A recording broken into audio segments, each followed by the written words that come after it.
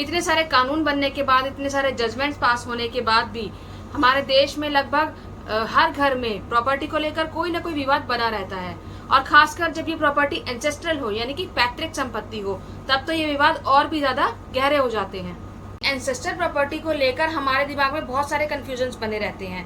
बेटे को कितना अधिकार मिलेगा, बेटी को अधिकार मिलेगा या नहीं। 2005 में इस कानून में बदलाव हुआ था, तो अगर 2005 से पहले पिता की मृत्यु हुई हो तो बेटी को प्रॉपर्टी मिलेगी या नहीं मिलेगी। अगर ऐसे केस में आपके भाई या बहन अपना हिस्सा नहीं छोड़ रहे हैं तो आप अपने हिस्से को कैसे क्लेम कर सकते हैं। ऐसे और भी बहुत सारे सवाल होते हैं जो हमारे दिमाग में इस एंसेस्टर प्रॉपर्टी को लेकर आते हैं। ऐसे ही सवालों के जवाब आपको इस वीडियो में मिलने वाले हैं। अगर आपके दिमाग में भी ऐसा कोई सवाल है तो ये वीडियो आपके लिए है, अंत तक जुड़े रहिए। हेलो दोस्तों, मैं हूं आपकी दोस्त वंदना और मेरे इस यूट्यूब चैनल लीगल चॉइस में आप सबका स्वागत है। दोस्तों, आज मैं अपनी इस वीडियो में एंसेस्टर प्रॉपर्टी से जुड़े हुए 5 ऐसे अधिकार आपको बताने वाली हूँ जिनसे आपके सारे डाउट्स क्लियर हो जाएंगे, सारी कंफ्यूजन दूर हो जाएगी और आपको आपके सारे सवालों के जवाब मिल जाएंगे। इन अधिकारों को जानने से पहले ये जान लेते हैं कि प्रॉपर्टी कितने तरीके की होती है। प्रॉपर्टी 2 तरीके की होती है। पहली एंसेस्ट्रल प्रॉपर्टी यानी कि पैतृक संपत्ति, और दूसरी सेल्फ एक्वायर्ड प्रॉपर्टी यानी कि स्व अर्जित प्रॉपर्टी। जो प्रॉपर्टी 3 जनरेशन या फिर उससे ज्यादा ट्रांसफर होती जाती है, जनरेशन टू जनरेशन ट्रांसफर होती जाती है, उसको हम एंसेस्ट्रल प्रॉपर्टी बोलते हैं। इसको हम बहुत ही सिंपल एग्जांपल से समझते हैं ताकि आपको और भी आसानी से समझ में आ जाए। मान लीजिए मेरे परदादाजी के पास एक मकान है जो उन्होंने मेरे दादाजी को ट्रांसफर कर दिया, और फिर मेरे दादाजी ने मेरे पिताजी को ट्रांसफर कर दिया, और बाद में मेरे पिताजी ने वो मुझे ट्रांसफर कर दिया। तो मेरे से पहले जो ये 3 जनरेशन में जो ये प्रॉपर्टी ट्रांसफर होती गई है, उसके बाद ये एंसेस्ट्रल प्रॉपर्टी बन गई है। लेकिन इस बात का ध्यान रखिएगा कि 3 जनरेशन का होना बहुत जरूरी है। और इससे दूसरी तरफ ही अगर मेरे पिताजी के पास एक मकान है जो कि उन्होंने अपनी कमाई से खरीदा है, तो वो उनकी सेल्फ एक्वायर्ड प्रॉपर्टी है, यानी कि स्व अर्जित, खुद से अर्जित की हुई प्रॉपर्टी है। अब इसमें हक लेने में क्या अधिकार है वो भी जान लेते हैं। जो हमारी एंसेस्ट्रल प्रॉपर्टी होती है वो हमारे आने वाली जनरेशन का भी उसमें अधिकार होता है। जैसे कि जो हमारे परदादाजी के, जो मेरे परदादाजी की जो प्रॉपर्टी थी वो दादाजी को ट्रांसफर हुई, दादाजी से पिताजी को, पिताजी से मुझको, और आगे जो मेरी आने वाली फ्यूचर जनरेशन है उसको भी ट्रांसफर होगी। वहीं दूसरी तरफ अगर बात करें सेल्फ एक्वायर्ड प्रॉपर्टी का, तो उसमें तब तक अधिकार नहीं होता जब तक कि जिसकी वो प्रॉपर्टी होती है वो उसे गिफ्ट के द्वारा या फिर विल के द्वारा ट्रांसफर न कर दे। अब इसमें एक चीज और क्लियर कर देती हूँ कि मान लीजिए कोई एंसेस्ट्रल प्रॉपर्टी है जो कि जनरेशन टू जनरेशन ट्रांसफर होती जा रही है।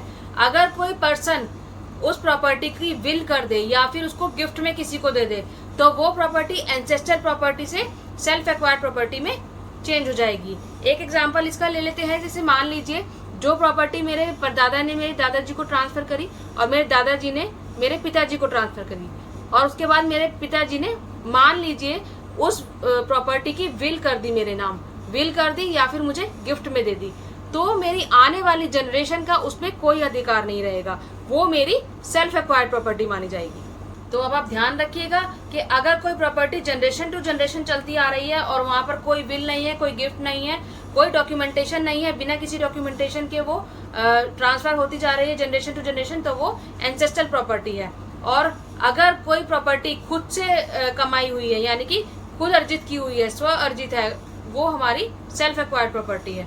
और अगर कोई प्रॉपर्टी खुद अपनी कमाई से बनाई हुई है तो वो हमारी है सेल्फ एक्वायर्ड प्रॉपर्टी। और अगर कोई प्रॉपर्टी एंसेस्ट्रल है लेकिन उस पर विल कर दी गई है या फिर गिफ्ट में दे दी गई है, तो वो हमारी एंसेस्ट्रल से सेल्फ एक्वायर्ड प्रॉपर्टी में चेंज हो गई है।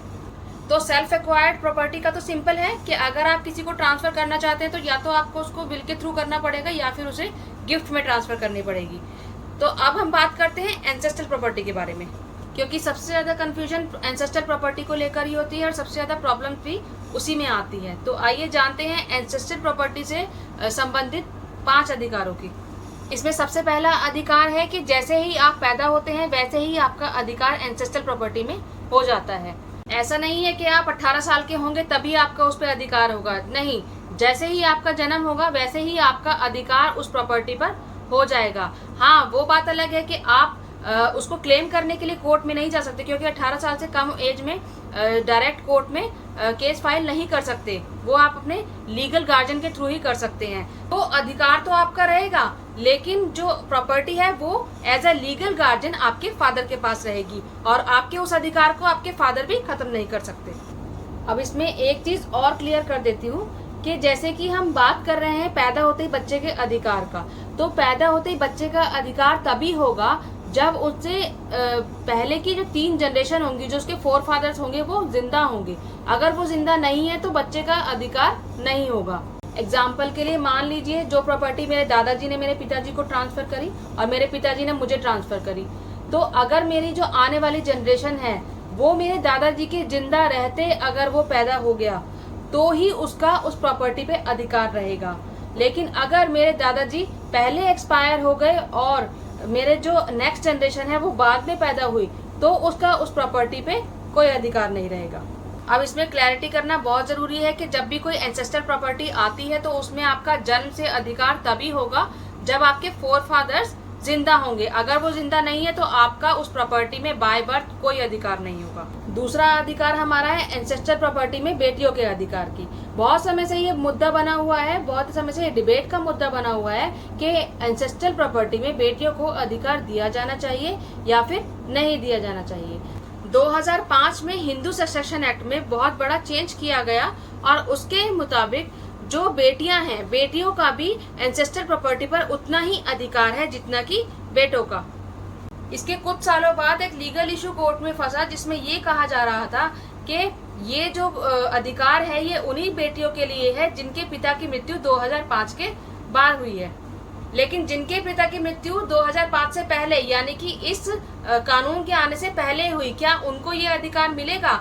इस पर भी सुप्रीम कोर्ट ने एक क्लियर फैसला अपना सुनाया जिसमें उन्होंने ये कहा कि चाहे पिता की मृत्यु 2005 से पहले हुई हो या 2005 के बाद हुई हो, या फिर बेटी का जन्म 2005 से पहले हुआ हो या 2005 के बाद हुआ हो, अगर बेटी है और ये लॉ है तो ये सबके लिए है, ये हर बेटी के लिए अधिकार है। तो अब ये हर बेटी का अधिकार है कि वो अपनी पैतृक संपत्ति में अपने भाई से बराबर का हक मांग सकती है। तीसरा आपका अधिकार है, या फिर आप इसको एक ड्यूटी भी कह सकते हैं, कि अगर आप अपने एंसेस्ट्रल प्रॉपर्टी के हिस्से को बेचना चाहते हैं तो आप अपनी मर्जी से नहीं बेच सकते। उसको बेचने के लिए आपको परिवार के और सदस्यों की भी कंसेंट लेनी पड़ेगी। आपकी जो एंसेस्ट्रल प्रॉपर्टी होती है उसमें जनरेशन टू जनरेशन बहुत सारे पार्टीशंस हो जाते हैं। पार्टीशंस का मतलब है कि बहुत सारे हिस्सेदार बन जाते हैं, कि आपके जो चाचा हैं, आपके ताऊ हैं, उनकी फैमिलीज भी होंगी, फिर उनके बच्चों की फैमिलीज भी होंगी, आपकी भी होंगी, आपके भाई होंगे, आपकी बहन होगी। तो इतने सारे जो आपके जो रिलेटिव्स होते हैं उन सबका हिस्सा उसमें हो जाता है। तो आप उसको अपनी मर्जी से ही अपने हिस्से को नहीं बेच सकते हैं, क्योंकि आप उस प्रॉपर्टी में अपना हिस्सा निर्धारित नहीं कर सकते हैं। एग्जाम्पल के लिए मान लीजिए कि 1000 गज का मकान है जिसमें कि 10 कमरे हैं और 10 लोगों में ही वो बंटना है। तो क्या आप ये कह सकते हैं कि एक कमरा अगर सबको दे दिया जाए तो ये मेरा कमरा है, ये उसका कमरा है? जी नहीं। जब तक सब साथ होते हैं तब तक हर जगह पर सबका अधिकार होता है। कहने के लिए हिस्सा 1/10 ही रहेगा, लेकिन आप ये निर्धारित नहीं कर सकते कि कौन सा हिस्सा किसका है। और ये आप तब तक निर्धारित नहीं कर सकते जब तक आप सारे भाई बहन मिलकर पार्टीशन ना कर ले, या फिर कोई मेमोरेंडम ना बना ले, या फिर कोर्ट से डिक्लेरेशन ना ले लें। और जब तक डिक्लेरेशन नहीं लेंगे तब तक सब पर सबका अधिकार रहेगा, और जब तक सबका कॉमन अधिकार रहेगा तब तक आप अपना हिस्सा नहीं बेच सकते। तो आपको इस बात का ध्यान रखना है कि आपको जब भी अपना पोर्शन बेचना है तो आपको सबका कंसेंट लेना पड़ेगा, और अगर कंसेंट नहीं है तो आपको कोर्ट में जाके पार्टीशन सूट फाइल करना पड़ेगा। अब चौथा अधिकार भी इससे रिलेटेड ही है। मान लीजिए आपके भाई या बहन मना कर रहे हैं कि उनको ये प्रॉपर्टी नहीं बेचनी है, लेकिन आपको पैसे की जरूरत है, आप चाहते हैं कि आप उस प्रॉपर्टी को बेच दें। तो ऐसे में आप क्या कर सकते हैं? जैसे कि मैंने आपको कहा था कि मान लीजिए कि 1/10 हिस्सा आपका बनता है एक प्रॉपर्टी के अंदर, तो क्या आप अपने 1/10 हिस्से को अलग कर सकते हैं? क्या उसको निर्धारित कर सकते हैं? नहीं कर सकते ना।